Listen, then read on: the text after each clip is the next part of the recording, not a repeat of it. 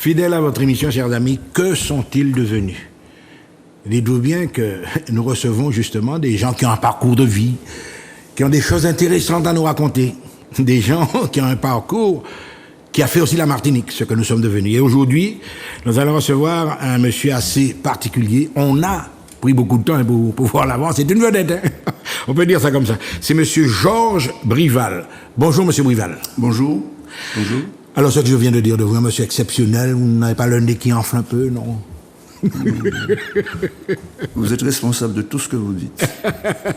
Alors voilà, on vous présente justement comme un homme de grande lucidité, ça je m'en suis rendu compte depuis très longtemps, mais vous n'avez pas la langue dans votre poche, vous êtes spontané, mais vous êtes respectueux, voyez. Et la particularité, c'est que votre vie, justement, elle est à cheval sur les 2 derniers siècles. Alors, un homme qui n'a pas sa langue dans sa poche, est-ce que vous êtes d'accord avec moi? Ah, si j'ai quelque chose à dire, je le dis. De manière virulente Si j'ai quelque chose à dire, je le dis. Et si j'ai quelque chose à dire de quelqu'un, je le dis à cette personne devant elle. Mais la calomnie gratuite, c'est pas mon truc, ça. Non, c'est pas mon truc. Voilà. Donc on va remonter un petit peu à vos origines. Vous êtes né dans quelle commune? Pas côté, on peut parler en français, congolais, anglais, tout ça. Non, c'est un international. Voilà. Fort-de-France. Fort-de-France. Alors, quel quartier? Buidard. J'ai pas relevé l'adresse à ma naissance. Une famille, combien de frères et même sœurs? Même maman? Oui, vous pouvez aller les plus à Martinique qu'on est habitué. Oui. Une sœur? Oui. Côté papa? Oui. Je sais pas. Alors, on est dans le cœur de la famille là maintenant. Alors, les parents, famille modeste, la maman, qu'est-ce qu'elle faisait comme profession? Ma mère était employée de commerce. Après, elle a passé un diplôme, elle est entrée à la préfecture. Et elle a fini sa carrière comme chef de bureau à la préfecture. Ascension fulgurante, monsieur Brival. Ah ouais, mais vous n'avez pas entendu parler du père, là. Alors, le papa, justement, il est marin-pêcheur, si les souvenirs sont exacts, oui. Mon père était marin-pêcheur à Cap-Macré. Il sortait avec son beau-père. D'accord? Et mon père, pour aller à l'école, ils habitaient Macré.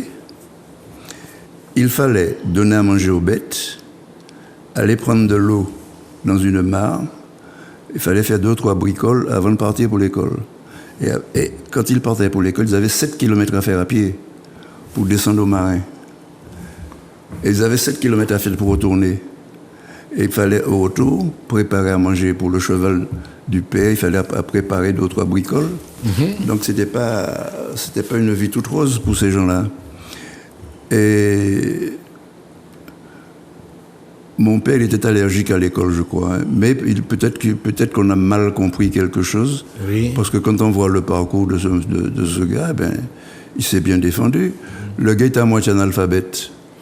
Il était à moitié analphabète, il n'allait pas à l'école, il s'en foutait de l'école, c'était pas son truc. Or, sa mère, ne sachant qu'en faire, l'envoie à Fort-de-France chez sa marraine. Ah là là, ce qu'il fallait pas faire, mais ce qu'il fallait faire. Il descend à Fort-de-France et il a comme voisin ma mère. Et le mec avait des yeux bleus, Chabin, il n'était pas laid. On peut dire que c'était un bel homme, mon père. Voilà. Donc, ce qui devait arriver arriva. Boum. Ils se sont aimés. Et puis, les bidets couraient pas les rues, les barils comme ça. Bon. Eh bien, ils ont mis en chantier ma sœur. Après, je suis venu. Mais il faut reconnaître quelque chose d'extraordinaire chez ce gars.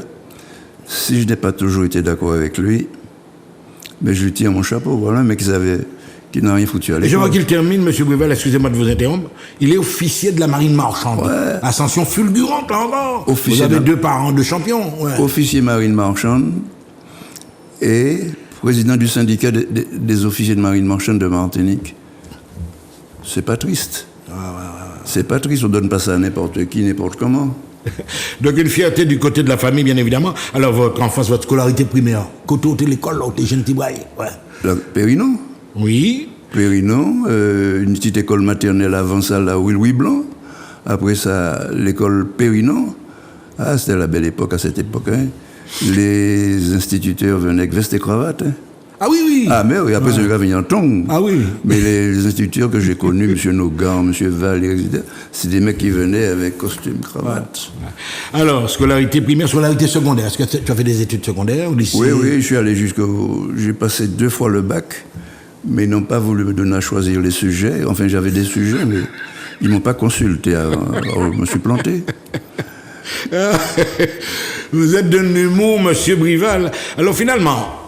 Je suis arrivé à la conclusion que vous êtes une sorte d'autodidacte, quoi. C'est-à-dire, c'est vous qui amenez la vie, et puis voilà. Hein.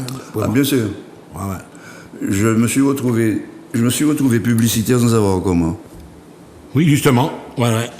Vous avez l'esprit d'entreprise, quoi. Là, on te prend ça. Tu avais des parents commerçants. Mais non, je ne savais pas. Mais non, avant ça, j'étais militaire. Ah, ben voilà. Avant ça, j'ai passé 6 ans dans l'armée de l'air. Mais oui, j'étais parti pour faire des études. Parce que vous savez, quand vous loupez le bac ici, il y avait 2 solutions à l'époque. Crédit Martiniquais, BNCI, Banque Française. OK. Donc si vous n'avez pas quelque relation pour entrer dans ça, c'est mort. Et moi, la Martinique commence à se faire petite pour moi, donc j'ai voulu partir. Mais partir à tout point, mais je n'avais pas le bac. Or, la clé pour entrer en études secondaires, c'est le bac. C'est le bac, évidemment. Donc, des études que je pouvais faire sans le bac, c'était officier, télécommunication. Ouais. C'est-à-dire le mec qui est à bord, qui fait du motard, etc. Mais je m'en foutais. Je ne leur ai pas dit ça, mais j'ai le mal de mer. Oh, mais je ne vais pas dire ça avant de partir. Ils ne m'en verront pas. Pour partir sur le gouverneur Moutek, mon père, pour aller à Saint-Pierre, au Marin, j'avais le mal de mer. Mais c'était mon destin. Voilà. Alors, votre caractère, vous êtes quelqu'un d'autoritaire, de rancunier, comment vous vous définissez votre caractère? Vous êtes un fonceur, en tout cas. Hein. Oui, mais j'essaie autant que possible d'être régulier en affaires, d'être correct en affaires. Je suis arrivé ici en 1960 pour la première fois parce que la compagnie qui m'avait embauché, l'Union aéromaritime de transport, me récompensait pour quelque chose que j'avais fait. Je n'étais pas le directeur de la publicité dans cette compagnie d'aviation, j'étais son adjoint. Or, le mec fumait comme un pompier. Donc, ses poumons ont claqué. Et je me suis retrouvé à le remplacer. Là, je le remplaçais comme directeur de la communication. Et la patronne, c'était une secrétaire générale, Madame Horry, autant que je m'en souvienne, m'appelle. Pourquoi? Parce que mon patron était malade. Il avait un coup au poumon. Ce sont des trucs sérieux qui durent longtemps. La dame m'appelle pour me dire, voilà, il y a le salon de l'aviation. C'est toujours au Bourget qu'on le fait. Il y a le salon de l'aviation. Monsieur Liron, c'était mon patron, est absent pour raison de santé. Pourriez-vous réfléchir, Monsieur Brival, à une solution pour nous présenter quelque chose? J'ai jamais fait ça de ma vie, moi. Jamais fait ça de ma vie. La dame me dit, est-ce que vous pouvez me présenter un projet? Or, il dépense un argent fou dans une agence de pub qui appartenait au fils du président de la compagnie d'aviation. Enfin bref. Moi, j'ai jamais fait ça de ma vie. On me demande de trouver un sujet. Comme je ne suis pas trop con, on venait de tourner au Bourget un film avec Martine Carole. Vous devez connaître en belle femme, normal. Avec Martine Carole. Oui. Et tout le film se passe dans un DC-6, dans un avion. Tout le film. Je ne sais pas ce qui me prend dans la tête. Je lui dis, mais pourquoi on ne prend pas l'avion, puisque l'avion est encore là? Ils avaient réaménagé l'avion exactement comme lorsqu'ils partent en voyage. Ils avaient aménagé l'agent et tout. Je lui dis, pourquoi ne pas donner une chance à des gens qui n'entreront jamais dans un avion, ne pas leur donner une chance de connaître ce que c'est qu'un avion, un siège, etc. L'idée a semblé les séduire, puisque c'est ce qu'ils ont retenu. Et le général de Gaulle qui visitait ça, puisque c'était le prestige de la France, a donné à lui le 2e prix. Eh oui, papa, le 2e prix. Donc, indirectement, vous avez contribué à Oui, papa. une reconnaissance nationale, même. Ouais. Et pour me récompenser, Oui. on m'a payé, à l'époque, ça c'était rare et c'était cher. On m'a payé, la compagnie m'a payé pour mon épouse, mon fils et moi, un aller-retour Paris-Fort-de-France, avion couchette. C'est-à-dire, moi, entrer dans l'avion Michia, je déshabillé comme moi, je mettais comme moi en pyjama, je vais manger, m'enlever les notes de Fort-de-France. C'est pas beau, ça? Je débarque à Fort-de-France, on me demande qu'est-ce que je fais comme métier. Je suis dans la publicité. Alors, pour eux, ça va quoi tuer le monde, etc. Bref, mais je n'ai pas beaucoup d'écho. Et c'est là que j'ai découvert qu'on ne connaissait pas ce mot Martinique, publicité. On donnait aux gens des réclames. Des réclames, oui. Au cinéma, c'est ça. C'était des réclames. Comme actualité, réclames, etc. Ouais. Donc, je retourne à l'UAT, je démissionne, et je reviens en Martinique en 1961. Voilà. Et c'est là que le bal commence. Voilà, donc monsieur Brival, en quelque sorte, la publicité, vous l'avez dans le sang, la stratégie, comment vendre un produit. Est-ce que vous pensez que c'est pas donné à tout le monde, ça? Vous êtes un stratège aussi. En ce qui me concerne, je n'ai jamais fait d'études de publicité. Jamais. Je me demande si c'est nécessaire même. Probablement, puisqu'il y a des écoles et tout. Mais je crois avant tout, il y a une question de prédisposition pour quelque chose. Ou bien fait pour faire ça, ou bien pas fait pour faire ça. Alors, je sens le truc. Pour rester là, voir deux yoles qui viennent au loin, puis dire que tu vas faire un support publicitaire avec, on te prend pour un fou. Ils savent pas ce que c'est. Ils écrivaient sur la voile Vini, ouais, ça. Oui, Oh non, moi j'ai dit non, on mettra Miko. Ouais.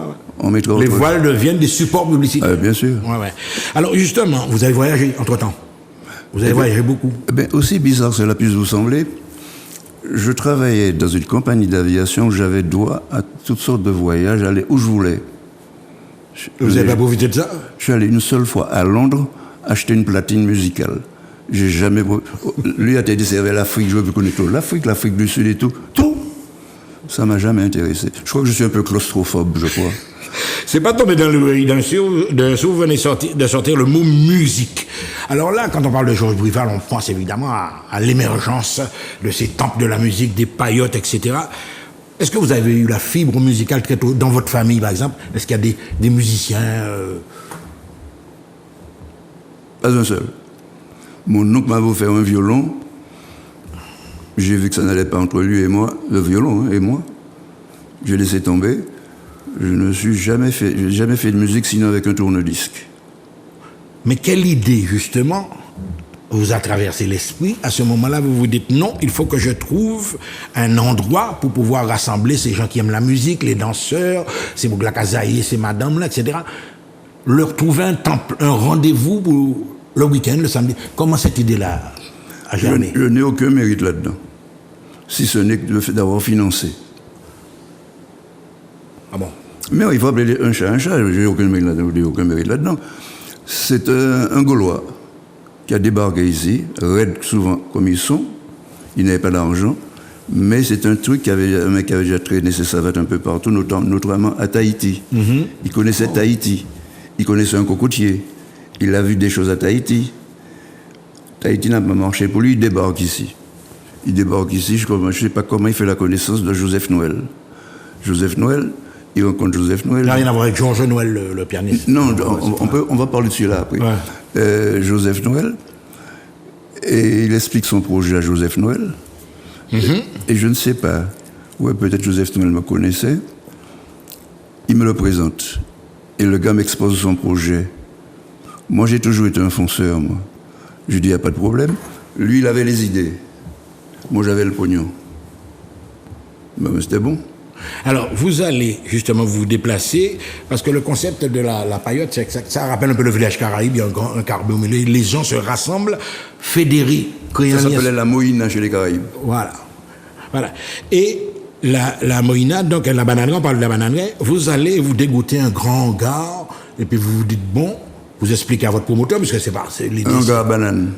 Et puis vous dites, c'est là, vous avez planté là. Mais c'est fou, ça, un hangar banane. Mais... Non. Quand tu as foi en quelque chose, quand tu crois en quelque chose, il faut un tremblement de terre pour que ça ne marche pas. Moi, j'y croyais. J'y croyais et il n'y avait rien.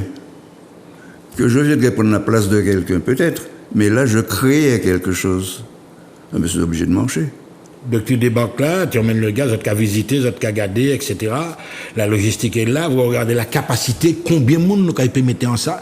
Est-ce que tu as vu la rentabilité tout de suite? Quand tu es un visionnaire, quand tu fais le projet? Ouais. Ça ne m'intéresse pas, je sais que je vais gagner.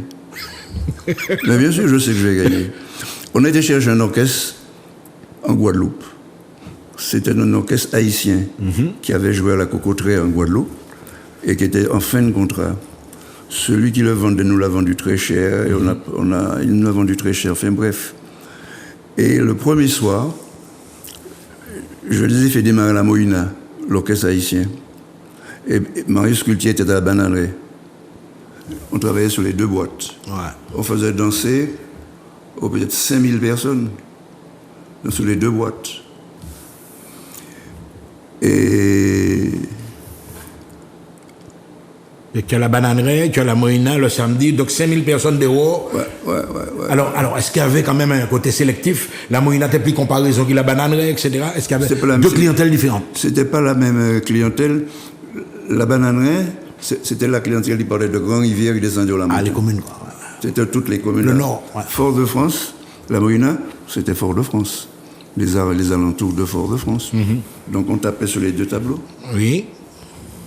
Et tu as justement l'idée, dès le départ, hein, parce qu'après j'ai fréquenté les périodes, que moi je suis un musicien, faire les gens se retrouver ensemble, s'amuser, mais sans éclat, sans bagarre, éviter tous les incidents. Là, tu as dit il n'y a jamais eu une bagarre à la bananerie. Tout ça, nous rassemblait pas ni en faute. Il y a un gars qui est allé embêter un coulis, hein, c'est comme ça on les appelait. Oui, un coulis. Un originaire des Indes, ça me fait chier de dire coulis. Un coulis. On voit c'est qui. Il y a un côté péjoratif, dans ça que j'aime pas. De quoi vient sur l'incident? En bouc, en merde, en coulis. Il a demandé un Martiniquais, un nègre, qui a demandé à madame en coulis danser. Madame l'a dit, il parlait danser. Le nègre n'a pas été content, il tient madame l'a mené danser. Alors, bien évidemment. Ouais. Le mari lui a dit, on nous dehors. Mais il n'a rien fait dans la salle. Il a respecté la salle. Et le mec a couru. Il savait que l'autre allait la voir. Et l'autre l'a rencontré. Hein. Il l'a rencontré dans un champ de canne qu'il y avait en face. Il lui a foutu une signature. Justement, M. Brival, justement, parce que j'ai connu ça, j'étais dans les Léopards. Avant, c'est vous quand entrer à Mirazoué, comme ça. Ah ouais, mais. Tu te rappelles pas de Léon Saint-Trois à la période du coin, monde blessé, qui a couru. Oui. Non, mais si le mec te dit pas qu'il l'a, tu ne sais pas qu'il a un rasoir. Si tu ne fais pas ce qu'il faut pour qu'il le sorte, il ne le sort pas. Mais maintenant, c'est plus un rasoir, c'est un revolver. Maintenant, c'est pire. OK? Ouais. Avant, c'était un rasoir. Ça ne blessait qu'une personne. Maintenant, c'est des revolvers. Alors, Georges Brival, ça évolue, etc.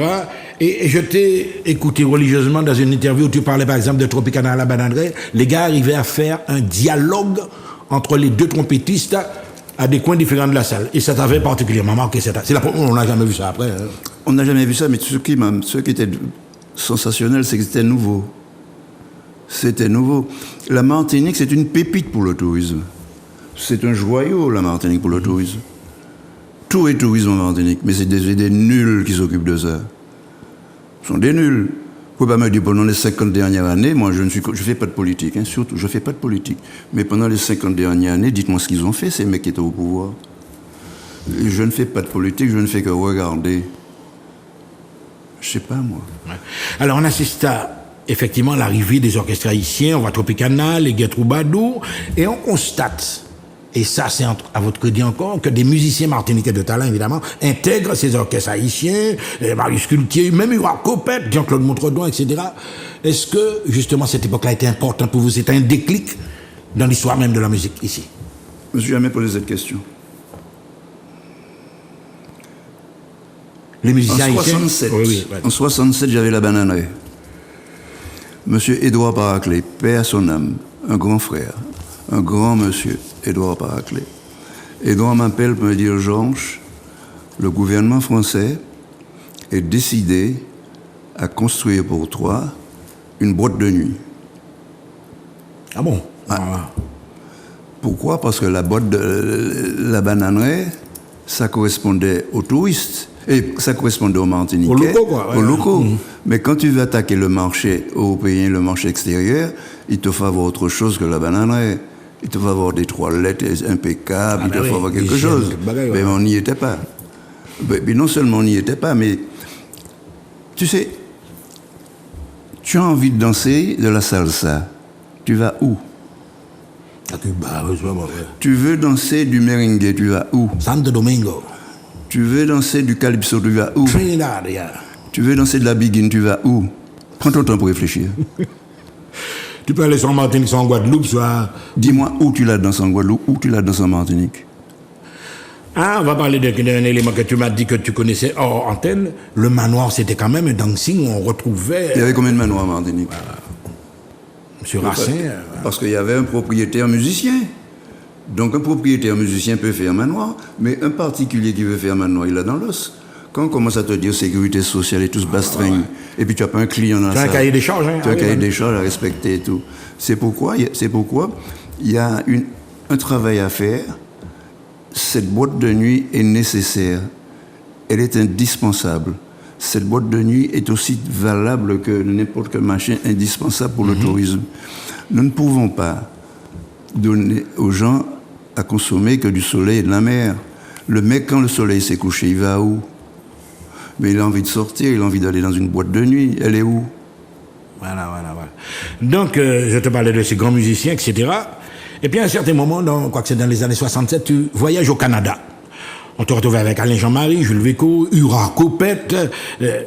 Alors, raconte-moi un petit ce séjour au Canada. Ouais. Mon expérience personnelle m'a amené à une conclusion. Le tourisme, c'est pas l'affaire de la gauche. Ça fait 50 ans que la gauche dirige ce pays. Qu'est-ce qu'ils ont fait en matière touristique? Je répète, je ne fais pas de politique. Je constate, je regarde. En 50 ans là, qu'est-ce qu'ils ont fait? La gauche, Marie-Jeanne Letchimi, associés l'un après l'autre. Qu'est-ce qu'ils ont fait? Tu peux me répondre, je t'ai posé une question. Qu'est-ce qu'ils ont fait quoi? Pour la culture martiniquaise? Non, pour le tourisme. Le tourisme, effectivement, enfin, je ne vois pas tellement d'abonnés. Tu n'es pas le seul. Vous me dites, mégaphone. Non, je n'arrive pas comme un navire de croisière arrive un dimanche, il n'y a pas un rat, mais c'est pas... Mais il y a pire. Je ne veux pas faire d'histoire. Je ne veux pas avoir d'histoire avec personne. Je suis fatigué, j'en ai marre. Mais tu vas me dire que tu prends de l'argent des Martiniquais pour faire une course en solitaire, pour sortir de Bénodet venir en Martinique. Il faut être taré, il faut être malade pour faire ça. Et après ça, tu trouves des gens pour te féliciter parce que tu as fait une course avec... Des mecs sortent de Bénodet, ils traversent l'Atlantique. Le mec est seul. Un gars qui part de Fort-de-France dans une yole pour arriver aux Anses d'Arleux ou n'importe où, il faut qu'il ait derrière la yole les pompiers, le SAMU, la police. C'est une manière de tuer le truc. Qu'est-ce que le SAMU peut faire dans une course de yole? Quand la yole court, derrière il y a un yole. Il y a un jet ski. Il y a la yole du propriétaire. Quand il y a un propriétaire, à mon époque c'était des propriétaires, maintenant ce sont des associations. Mais il y a un canot du propriétaire. Il y a un deuxième canot pour les équipiers à changer. Parce que parfois ils changent. Okay? Bon. En plus, il y a un troisième canot à bord duquel il y a les marins de remplacement qui remplacent ceux qui sont parce qu'ils changent de place. Le mec est fatigué, il tombe à l'eau et un autre la remplace. Donc vous avez au moins 5 possibilités de secours. La voile ne plonge pas. Le mât, c'est une bouée de sauvetage. La vergue, c'est une bouée de sauvetage. La yole ne plonge pas. Ils ont le SAMU, les pompiers, la police. Pourquoi ça se fout de la gueule des gens? Inutile, ça. Alors ils sont en train de tuer le truc parce qu'il faut les payer, ces gens-là. Il faut payer les gens du secours qui se payent 8 jours de vacances. Ces gens-là, ils ont... Le peloton est arrivé à avoir 15 yoles. Imaginez-vous un incident sur la dernière yole. Elle est à 1 heure de la première yole. Qu'est-ce qui se passe? Voilà, Bon, continuez. C'était une petite parenthèse sur les yogs, mais rassurez-vous, il y a une grande partie de l'émission qui sera consacrée à ça. On reste toujours dans la musique. Est-ce que, Georges Brival, vous pouvez affirmer que vous êtes l'inventeur, par exemple, du punch en musique, des thés dansants, etc., en Martinique? Je n'ai pas cette prétention. Non, je n'ai pas cette prétention. Je ne vais pas me vanter de ce que je n'ai pas fait. Le punch en musique a commencé avec un monsieur qui s'appelait Bagoé. Anderson Bagoé, ouais. Anderson Bagoé, ça se passait à Madiana. Et c'est là que les Martiniquais, les flambeurs, allaient danser en punch en musique le dimanche matin. Donc je n'ai pas inventé le punch en musique, mais j'avoue que je lui ai donné un bon coup de main. Par exemple, l'expérience des grands balles. Après l'amiral Robert, tout le monde en a fait. Et puis il y a eu l'époque des grands balles de société, le bal de la Croix-Rouge, le bal de l'Astoria. Est-ce que vous étiez déjà aux commandes à cette époque-là? Non. Ça mais vous par intéressait contre, pas tellement, ouais. Non, ça se passait à la maison du sport. Ouais. Bon, mais 300 personnes, c'était plein. Je vous parle de milliers de personnes. Par exemple, le bal du Copélé, vous avez déjà participé à ça? Ben non, ben Tibal, ça, ils sont plus partis. Ben Tibal. Parlez-moi du bal des PTT. Ouais. Ah ben oui. Bal des classes terminales. Oui. Ouais. Donc vous faisiez une discrimination entre les balles Montrouge, nous en province. Ah, mais non. Balles des classes terminales, nous en ville. Comme mon Dieu, Voilà. Donc vous n'avez pas tellement participé à ça, etc. Mais on parlait de tourisme à l'instant. Il y a quelqu'un qui revient quand même dans vos expériences touristiques. C'est monsieur Henri Joseph. Henri. Quelles ont été vos relations avec ce monsieur? Henri était un grand patron. Pourquoi? Parce que c'était mon ami et il bénéficiait de tout ce que je faisais. Wow. Quand je faisais un truc, c'est pas moi qui le faisais, c'était l'office du tourisme qui le faisait. Je ne faisais rien à mon nom.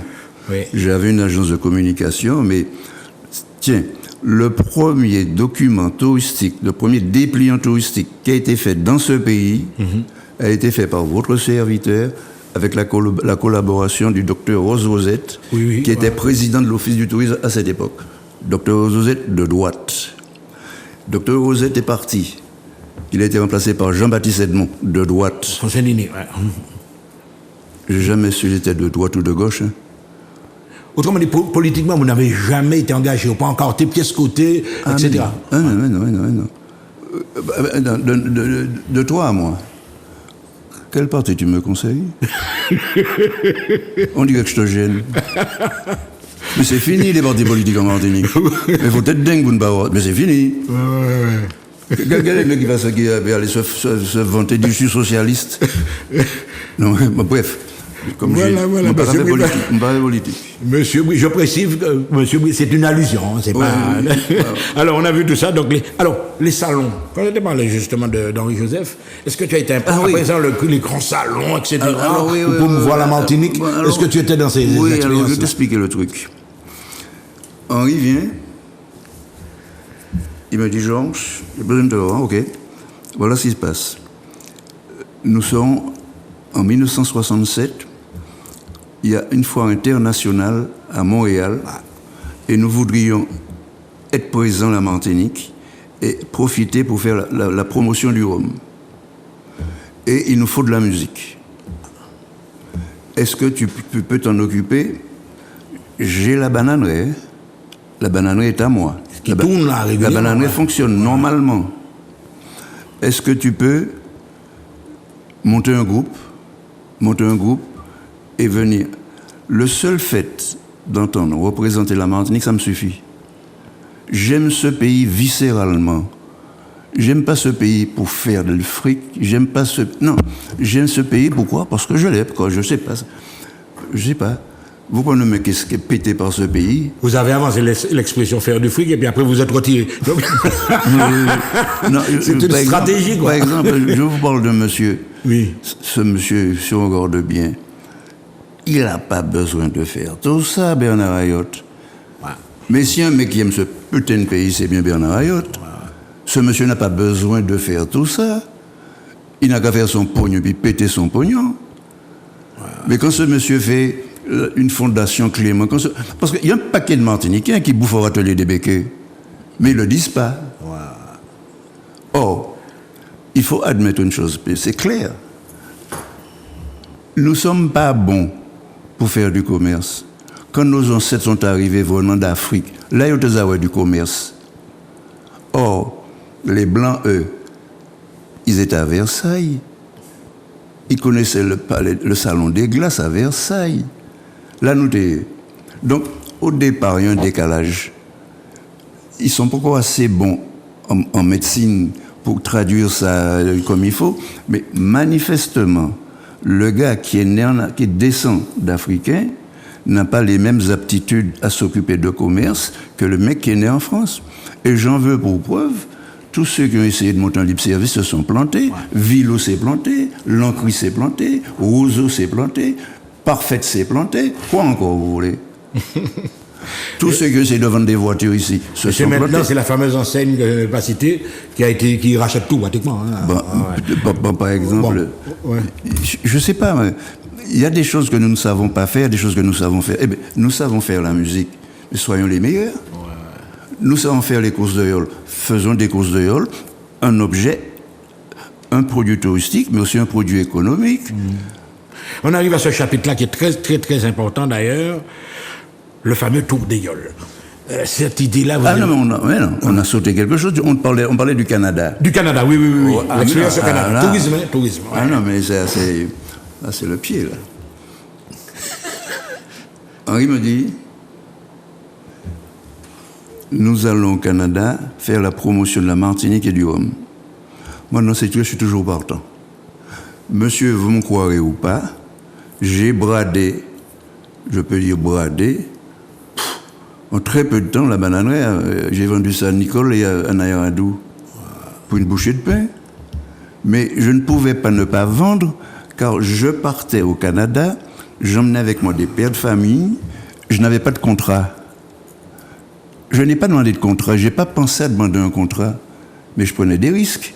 Mais j'étais tellement sûr de mon affaire que ce n'était pas la peine de m'emmerder avec ces histoires-là. Je savais que j'allais gagner. Ouais, par exemple, les yoles. Quand j'ai commencé les yoles, ils se sont conduits comme des chiens avec moi. Quand on a liquidé ça, comme des chiens. Monsieur, ça fait 30 ans que je suis au chômage. Ouais. Ça fait 30 ans que je suis au chômage. Par la volonté d'un maire incompétent. Par la volonté d'une bande de clowns qui ne savent pas quoi foutre de ce pays. Alors là, on a passé le Canada, mais je sens déjà qu'il y a un petit peu d'amertume. On va voir comment ça se précise. Mais vous n'avez pas fini sur le Canada? Non, je n'ai pas fini sur le Canada. Le Canada commence. J'arrive au Canada, on me loge dans une chambre de bonne, quand je crois là, en haut d'un hôtel. Il n'y avait rien de prévu pour moi. Mais on ne savait pas ce que je venais faire. On ne savait pas qui j'étais. Avant, le responsable canadien de l'opération était venu en Martinique, il m'avait vu, il avait vu la bananerie, mais il ne savait pas ce qu'on pouvait faire. J'ai pu débaucher, sans papier, sans contrat, essentiellement parce qu'ils avaient confiance. Alain Jean-Marie, Georges Noël, Hurard Copette, Alain Moutredon, Paul-Jules Véco, Lola Martin, et j'en passe. Ces gens-là m'ont suivi au Canada sans contrat, sans rien. Vous avez pris des risques énormes, là, oui. Ils avaient confiance en moi et j'avais confiance en eux. Vous savez, à l'accueil, on avait créé la cabane à Rome. Ils avaient créé une espèce de machine où on mangeait, où on dansait, avec un podium où on dansait et puis on mangeait là. À la cabane à Rome, la personne qui était à la réception à l'entrée, c'était Yvonne Calvaire, une grosse bonne femme, habillée en costume créole, parlant couramment l'anglais, c'était le pied. À côté d'elle, il y avait un monsieur Lamont, Emmanuel Lamont, qui a été prof de lettres en France. C'est Emmanuel Lamont qui était à la réception. Si bien que vous aviez une queue qui faisait plus de 100 mètres pour entrer à la bananerie. Contrairement à nous, ces gens-là savent attendre. Quand ils se distraient, ça commence depuis la queue. Ils n'ont pas besoin d'être assis devant le planteur, mais ils commencent à prendre leurs pieds depuis la queue, parce qu'ils vont voir quelque chose. On a battu des records à la bananerie, et à la cabane à Rome. Ceux qui m'avaient envoyé n'ont pas eu l'idée d'en faire un reportage, etc. Il n'y a pas de souvenir de ça, mais c'est un grand truc, la cabane à Rome. Voilà. Ah ouais, c'est un grand truc, la promotion du tourisme. Ah oui, à travers... Vous ne regrettez pas cette expérience au Canada, même si vous aviez foi quand même de Mais temps en non, temps. mais non, mais Pas non. tout fait. Les erreurs des hommes, c'est pas grave ça. Non, il faut passer sur ça. Mais c'était quelque chose d'extraordinaire. Ouais. Quand il y aura copette, costume noir, chemise blanche, nœud papillon rouge, prenez sa claquette, sa trompette. Mais pour tous les Canadiens qui étaient là, c'était Sidney Bechet. Dans une autre formule, c'était Sidney Bechet. Ah mais non, faut pas parler de ça. Ouais. Eh bien, ok. C'était grand, c'était très grand le Canada. Géant. La preuve, je suis parti de là. J'ai épousé une Canadienne. La claque est bon. Hein? Monsieur Bouvet. Alors là, on arrive justement, on arrive au tout des. Alors là, c'est quand même un gros chapitre. Tour des Yoles, donc, vous êtes fils de marin pêcheur. Comment c'était dit? Ou t'es qu'à ouais canot, t'es qu'à ouais yole, les courses de canot arrêtées, des espèces de paris entre les pêcheurs. Comment cette inspiration-là t'est venue? Moi, je pense que la vie est une suite de paris que nous prenons. Quel que soit l'individu, il parie va faire quelque chose sans même savoir, mais il parie, on relève des défis. Tu vois, là, des gens voient des voiles, regarde, ouais, Là, sur non. regarde les camps, ouais. Oui. Tu vois ça, là, j'ai une yole à moi, là. Non, j'ai deux yoles à moi, là. Et puis, vous voyez, la yole de gauche, c'est la yole de Dédé. C'est la yole de Dédé. On pourrait me dire, mais Georges, tu mets la yole de Dédé. Mais je suis pas fâché avec les gars qui sont dans la yole. Je suis pas fâché avec Félix Lagier. Je suis pas fâché avec Charles Exilé. Ce sont mes frères. Ouais. Mais je voulais te dire, l'idée même. Tiens, voilà, tu vois cette photo. Ouais.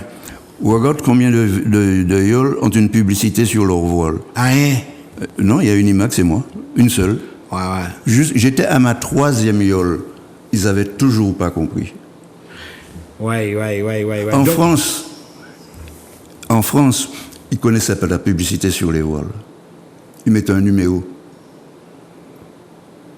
quand tu regardes, par exemple, maintenant, toutes les équipes de football, les t-shirts, bah, la couverture. Le bateau de Tabarly, il s'appelait Pendwick. C'est pas une publicité. Areva, c'est le nom de la marque, de la baraque qui a payé, donc il a mis son nom. Mais les publicités sur les voiles, on ne connaissait pas ça. Maintenant, il n'y a plus de place pour mettre les pubs. Ouais. Alors, l'idée, donc, en fait, tu pars du principe que le Tour des Yoles doit s'autofinancer. Ah, bien sûr. Explique-toi là-dessus. Ouais.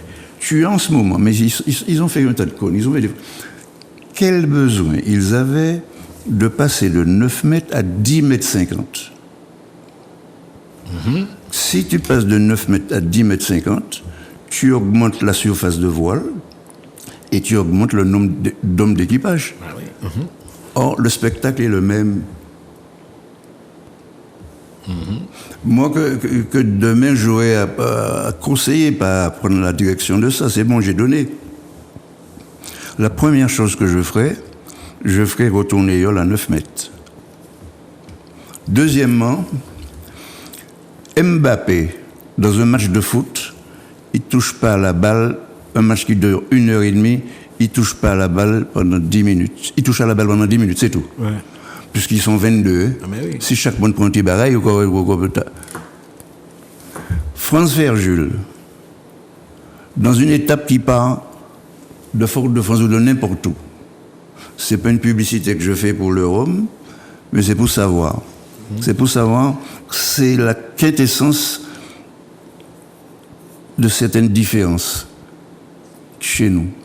Avant de partir, France prenait un sec, il prenait un décollage. Aujourd'hui, ils prennent des pilules, etc., etc. C'est normal, je ne fais pas la publicité du Rhum, non. France partait avec Serge, ces deux mecs-là. Il faut un jour que je fasse quelque chose pour eux, je ne sais pas encore quoi. Mais c'est quelque chose d'extraordinaire. Ces deux gars, âgés de plus de 40 ans, France mettait la pagaille sur sa poitrine et Serge était à côté de lui. Ces mecs-là, sur une étape de 4 heures ou de 5 heures, ils ne changeaient pas. Ils prenaient le départ, arrivée. Monsieur, aucun sport au monde demande un tel sacrifice. Aucun. Si vous en connaissez un seul, je vous donne ce que vous voulez.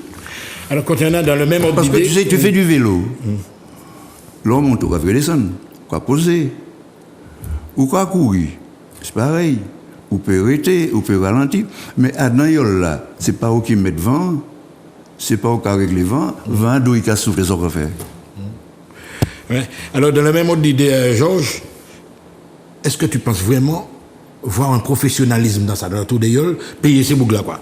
Il y a un cachet pour les coursiers, etc. Mais c'est tellement évident que je trouve dérangeant d'en parler. C'est tellement évident.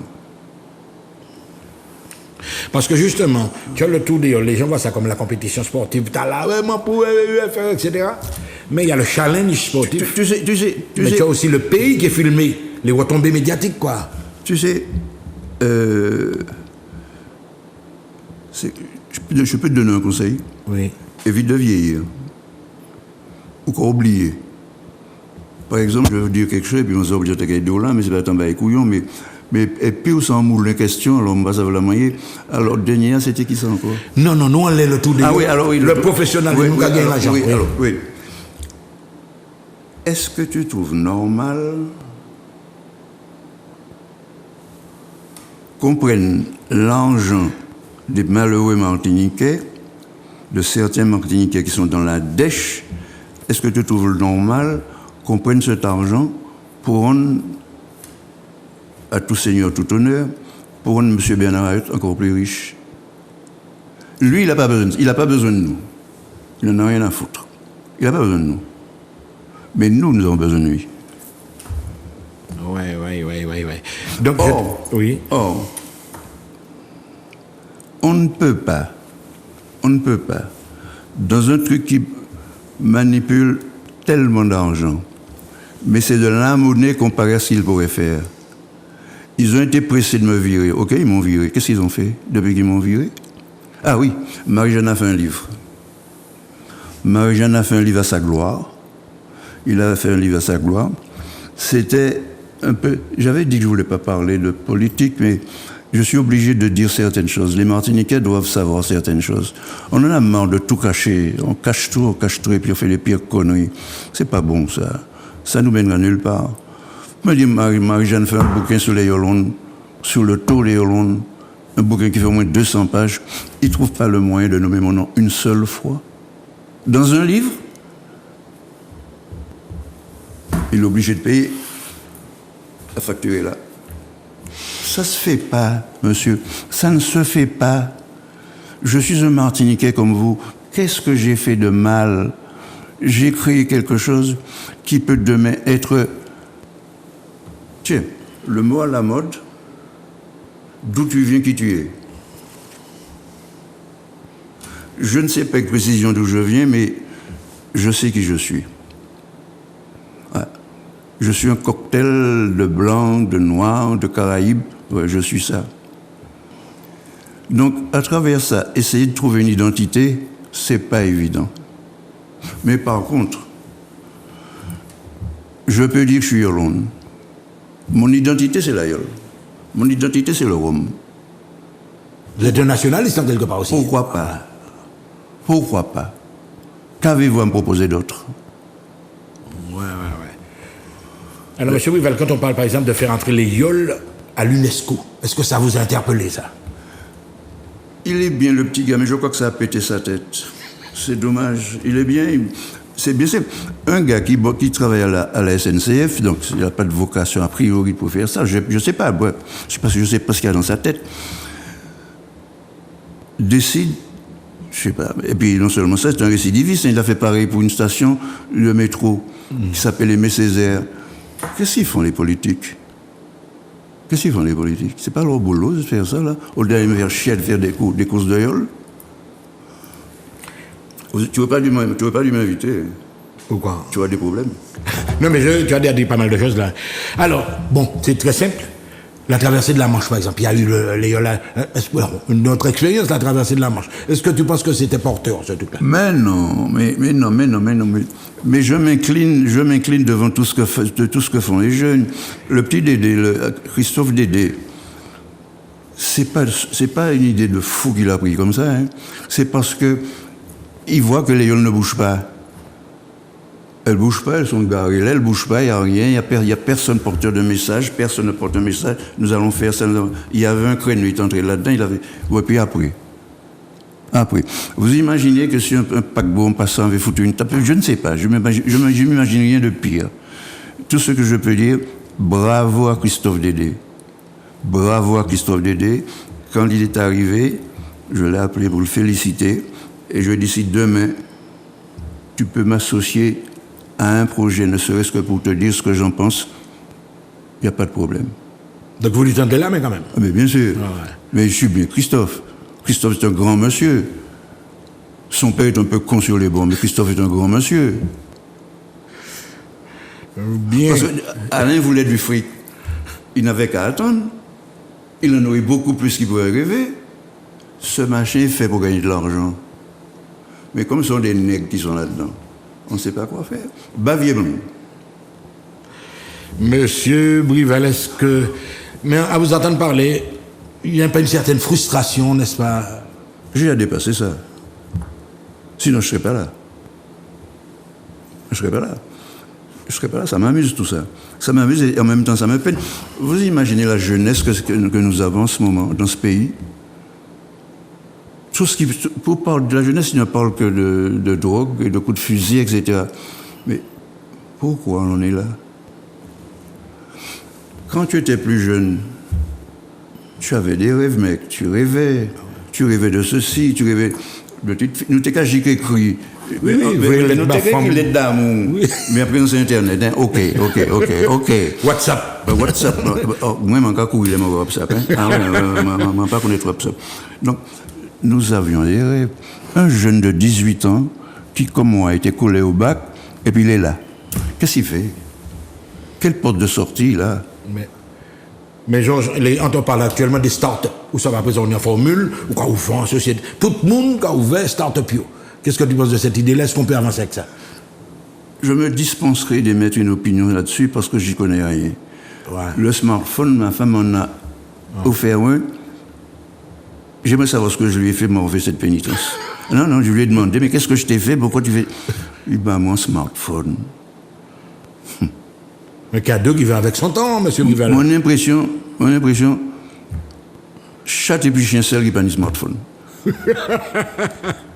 Mes frérots, la génération des vieux gorilles, smartphone, pas de voyez. Non, je veux pas. Ouais.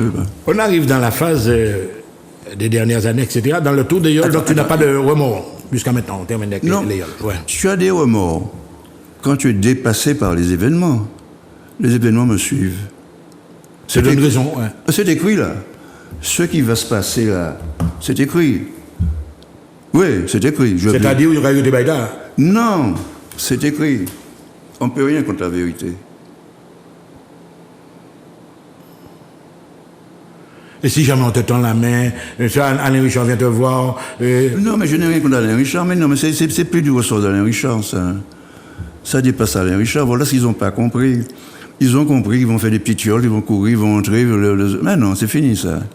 C'est fini. S'ils sont pas en mesure de faire autre chose avec les yoles que ce qu'ils font là, façon à autre chose. Mais ils n'ont pas le droit de sacrifier ça. Nous n'avons pas autre chose.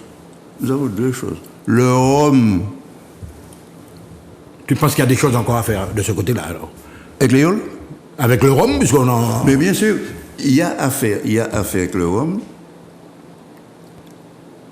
Tout ce qui mérite d'être fait pour faire la promotion d'un truc qui sacralise notre identité.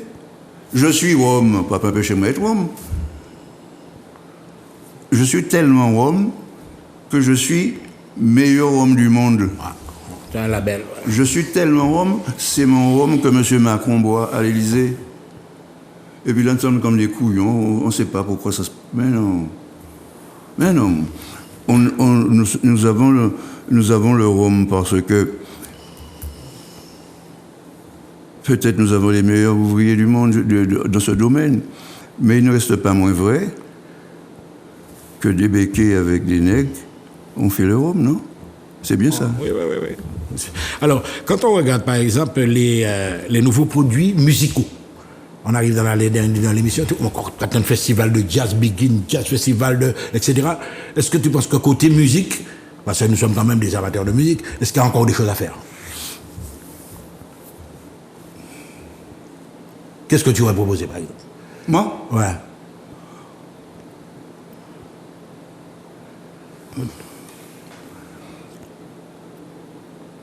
Papa m'a dit. Oui. Papa m'a dit, est resté au pouvoir dans ce truc pendant 35 ans. Il s'en glorifie. 35 ans. Pendant 35 ans, il a dirigé les Hollande. C'est seulement maintenant qu'il pense à la relève, à la formation. En 35 ans, Alain n'a pas eu une occasion de penser à la formation. C'est maintenant qu'il pense à la formation. Moi, je dis qu'il nous faut des halls de 7 mètres. Ouais.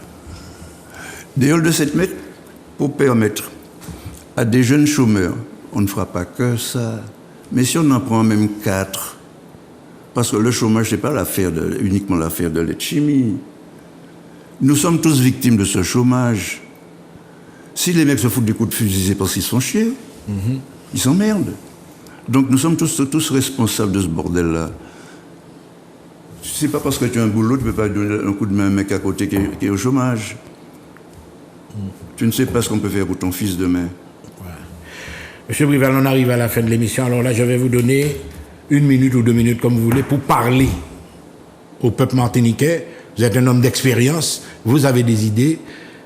Qui sortent d'ici maintenant? Qu'est-ce que tu aurais dit aux gens, les yeux dans les yeux? Regarde la caméra. Voilà. Je ne crois pas avoir grand-chose à dire aux Martiniquais, parce que pour certains, c'est déjà cuit. C'est cuit. Il y a des mecs qui parlent de l'indépendance, etc. Pour ces mecs-là, c'est cuit. Pourquoi nous sommes en 2022? Oui, 2022, oui. Vous parlez d'indépendance. Tu es malade. Je suis indépendant. Quand j'ai débarqué ici en 1960 et que je suis revenu en 1961, parce qu'à Paris, je suivais les conférences des indépendantistes. Dans les années 60-50, j'étais en France. La guerre d'Indochine, la guerre d'Algérie, j'étais en France. La décolonisation des pays d'Afrique, j'étais en France. Donc tous ceux qui étaient en France à cette époque étaient pour l'indépendance mais en France. Quand tu arrives ici, ça baisse d'1 degré et puis on les frontole.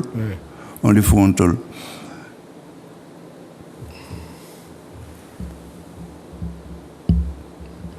Mais voilà. Georges Brival que nous avons reçu, mesdames et messieurs, vous avez vu que c'est un homme qui n'a pas sa langue dans sa poche. Georges Brival, une longue carrière, une personnalité que nous avons tenu à inviter dans cette émission. Que sont-ils devenus? Monsieur Brival, merci. C'est encore moi qui vous remercie, monsieur, c'est encore moi qui vous remercie. Si j'ai pu faire passer un message d'espoir auprès de mes compatriotes, auprès de mes frères, c'est vraiment avec mes tripes que je le pense. Hein. Je dis que nous avons un pays d'une rare beauté. Et ce qui fait la beauté de ce pays, c'est pas tellement les paysages, c'est un peu les paysages, mais surtout les individus. C'est beau, un Martiniquais. Oh là là là là là là là là. Un Martiniquais? Ouais. Oh là là là là là. Merci. C'est beau, un Martiniquais. Merci, monsieur Brival. Mesdames et messieurs, vous avez compris qu'on a eu aujourd'hui une émission exceptionnelle avec un homme qui sait parler de son pays. À très bientôt.